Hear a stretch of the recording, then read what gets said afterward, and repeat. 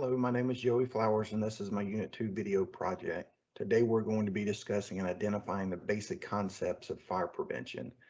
In recent history, due to a lack of fire methods, several communities and committees were formed to discuss and conclude that it was best to prevent fires before they happen.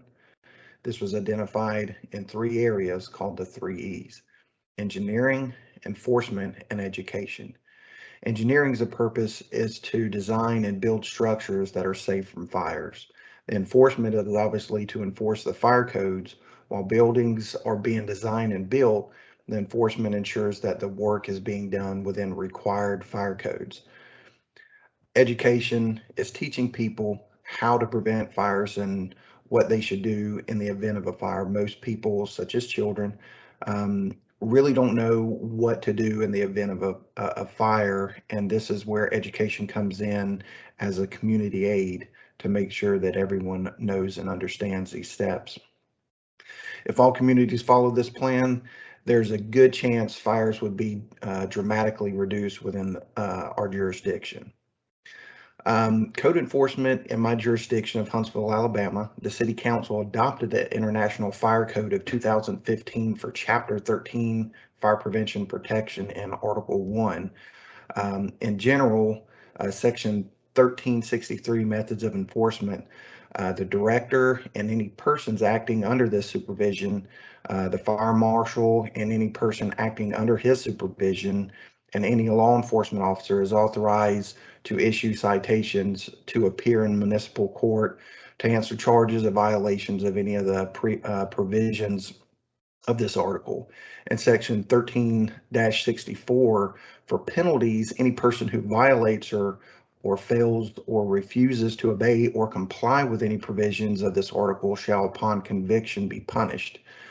In addition to such other punishments, including a term of community service, as may be provided by the court, by minimum fines and penalties for a first conviction, possibly up to $100, or by imprisonment of no more than 10 days.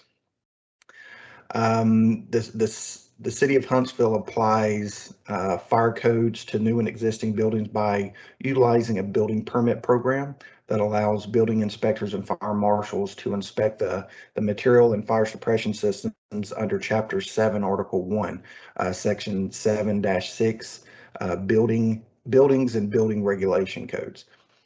Let's see here. For the City of Huntsville, there's no local organizations that determine fire resistance of building material. Instead, the city's inspectors and fire marshals can determine the fire resistance of the building material to determine what works best. There is local businesses such as Fire Pro, Fire Protection, that do provide this information as well, but as a contractor-based agreement to come in and inspect the material. Different types of tests used to determine fire ratings of certain buildings and material in my area would include structural system testing, material properties testing, and fire inflammability testing. And there's tons more. Those are the most frequent one. These tests will determine whether or not the material is strong enough to withstand certain temperatures, and the structure can withstand a fire. Fire tests and fire ratings apply to inspections and code enforcement in Huntsville by regulatory codes, or what material is to use in the design of the building. This material is tested prior to building to identify the specs of what the material can withstand in a fire. This is a back by building and zoning codes by the city and the council municipalities. I hope you enjoyed my Unit 2 video project over fire protection and prevention and code enforcement, engineering enforcement and education.